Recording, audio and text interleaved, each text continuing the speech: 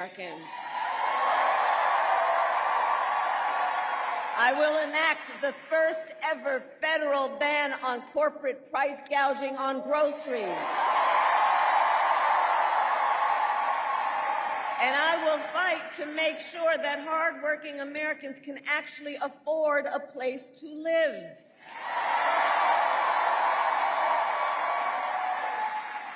If you are caring for an elderly parent, if you are in the sandwich generation, caring for an elderly parent and young children, I will tell you my plan will cover the cost of home care under Medicare.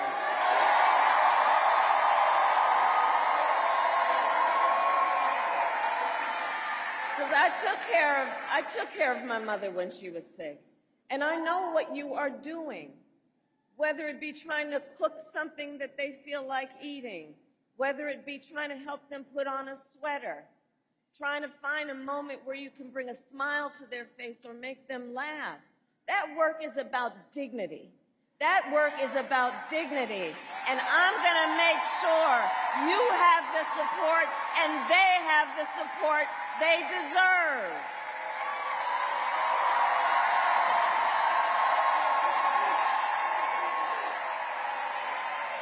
My plan will lower the cost of child care. Again, it's about dignity. It's about seeing the strains and the pressures. We will cut taxes for small businesses because our small businesses are the backbone of America's economy.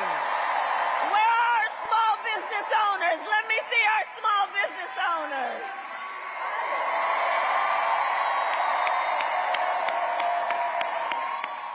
And we will lower health care costs, because here's where I come from on that. Look, I believe access to health care should be a right and not just a privilege of those who can afford it. Dignity, values about the dignity of each of us, and the responsibility of real leaders to, unlike my opponent, not think that the measure of their strength is based on who you beat down, but the true measure of strength of a leader based on who you lift up.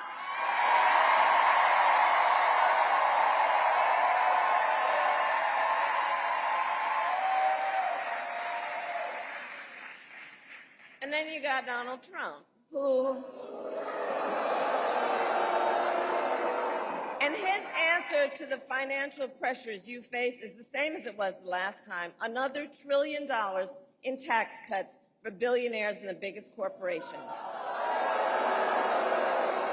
And this time he will pay for it with a 20% national sales tax on everything you buy that is imported: clothes, foods, toys, cell phones.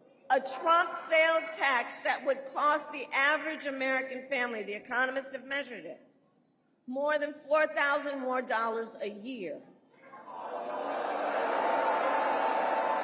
And on top of that, Donald Trump is still trying and still wants to get rid of the Affordable Care Act, which would throw millions of Americans off their health insurance and take us back to when insurance companies could deny people with pre-existing conditions. You remember what that was like? Well, we are not going back. We are not going back. We're not going back. We're not going back. No. Because just like Wisconsin's motto tells us, we will move forward. Yes, we will. I love Wisconsin. And ours is a fight for the future, and it is a fight for freedom. Like the fundamental freedom of a woman to make decisions about her own body and not have her government telling her what to do. And we all remember how we got here. Donald Trump hand-selected 3 members of the United States Supreme Court with the intention that they would undo the protections of Roe v. Wade. They did as he intended, and now in America, 1 in 3 women lives in a state with a Trump abortion ban. And the harm we've seen. Many of those laws with no exception even for rape or incest, which is immoral. And he's not done. He would ban abortion nationwide. Yes, even here in Wisconsin. Even here in Wisconsin, it would be impacted. And he would restrict access to birth control, put IVF treatments at risk, and force, get this, and force states to monitor women's pregnancies. Just Google Project 2025. Just look at it.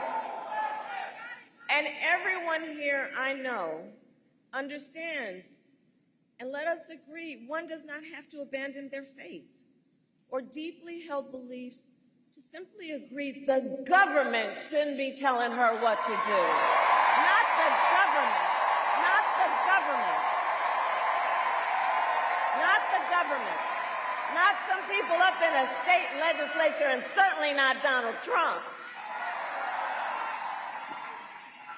And I pledge to you, when Congress, together with Tammy's help, when Congress passes a bill to restore reproductive freedom nationwide, as President of the United States, I will proudly sign it into law. Proudly.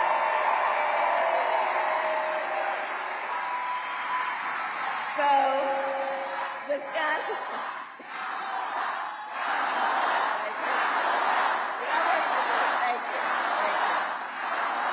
So, Wisconsin, I am asking for your vote. I am asking for your vote. And here is my pledge to you. As President, I pledge to seek common ground and common sense solutions to the challenges you face. I am not looking to score political points. I am looking to make progress.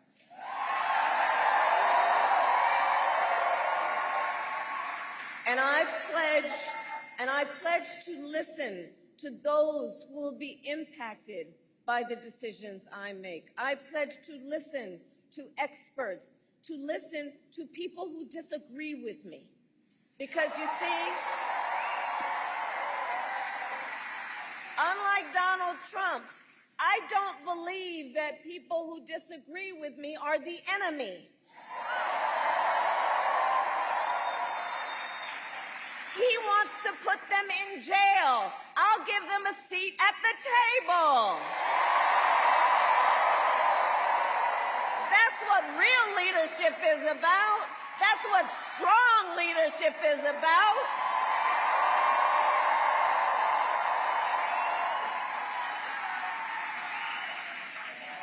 And I pledge to always put country above party and self, and to be a president for all Americans. All Americans.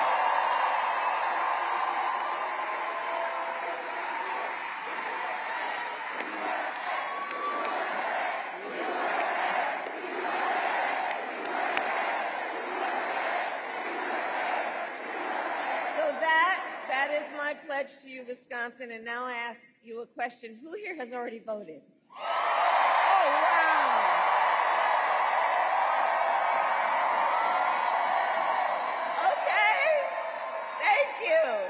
And now I ask you to please talk to your friends and your family and your neighbors and share your perspective on why this election is so important. And for you who have not voted yet, no judgment. Let me just be clear, no judgment at all. But do get to it if you can. And for those who have not yet voted, please think about right now your plan for voting. And think about where and when you will vote. And if you live here in Milwaukee, remember you can vote early now through Sunday, November 3rd. And go to iwillvote.com for all the information you need, including when and where you can vote and where to drop off your absentee ballot, because we need everyone in Wisconsin to vote. You are going to make the difference in this election. You will make the difference. You will make the difference. So listen, it all comes down to this. We are here together because we love our country. We love our country. We love our country. And when you love something, you fight for it. You fight for it. And I do believe it is one of the highest forms of patriotism, of our expression for our love of our country, to then fight for the ideals of our country and to fight to realize the promise of America. That's what this is about. And I have always believed in our nation's promise because I've lived it. You know, I grew up a child of the civil rights movement. My parents would take me to marches when I was in a stroller. And there were, at those marches, we all know, people from every walk of life coming together to fight for freedom and to fight for opportunity. You know, growing up, I saw how hard my mother worked to raise her two daughters to have the same chances that our country gave her. And I was blessed to have family by blood and family by love, right? Who instilled in me a sense of community and compassion and faith. And I've spent my life fighting for people who have been hurt and counted out, but who never stopped believing in our country that anything is possible. I have lived the promise of America. And today, I see the promise of America in everyone who is here, in all of you, in all of us. We are the promise of America. We are the promise of America. It's the fathers and mothers and grandparents who work hard every day for their children's future, in the women who refuse to accept a future without reproductive freedom, and the men who support them.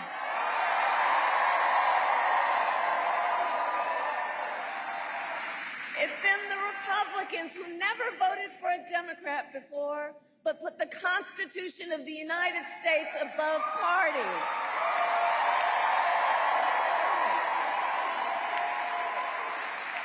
I see the promise of America in all the young leaders that I see right now who are voting for the very first time. Raise your hand. I love Gen Z.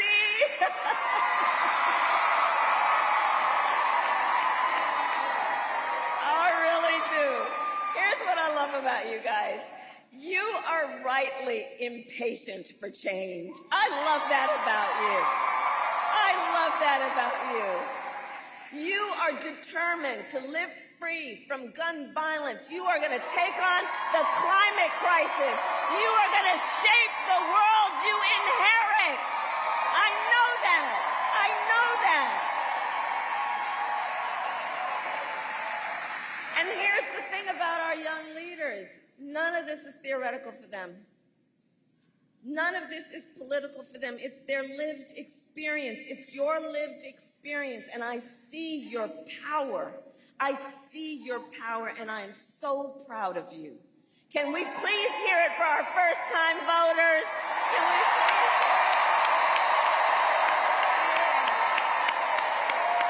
Yeah.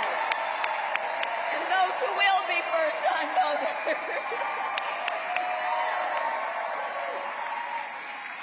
You know, the future of our country is so bright. We just have to see it. It's so bright. So listen, we got 4 days to get this thing done. 4 days. No one can sit on the sidelines. So let's spend the next 4 days so that when we look back on these days, we have no regrets about what we could have done. Let's know we did everything we could do. So let's knock on doors, let's text, let's call, let's reach out to family and friends and classmates and neighbors and coworkers. And here's a request that I have in that process. And while we are doing all of that, let's please be intentional about building community. Let's please be intentional about building community. You know, there's something about this whole Trump era, and it's made people feel like they have to. It's been powered by this idea that Americans should be pointing their fingers at each other. You know, and to make people feel alone and make people feel small. When we all know that we all have so much more in common than what separates us.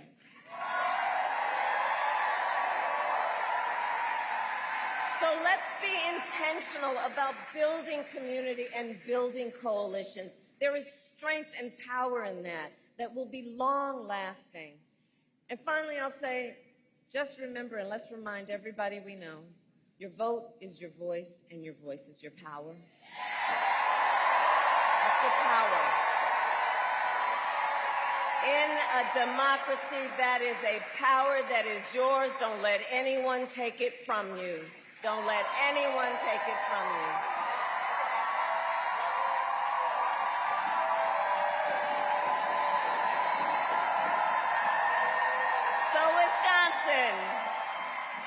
So Wisconsin, today I ask you, are you ready to make your voices heard? Do we believe in freedom? Do we believe in opportunity?